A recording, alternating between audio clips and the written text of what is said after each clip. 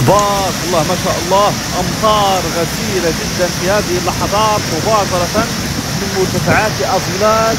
أمطار قوية ما شاء الله تبارك الله. عاصفة اليوم الثلاثاء الموافق لمايو يونيو 2025. شوفوا الخيرات، شوفوا قوة الرياح مع الأمطار ما شاء الله تبارك الله، سبحان الله العظيم.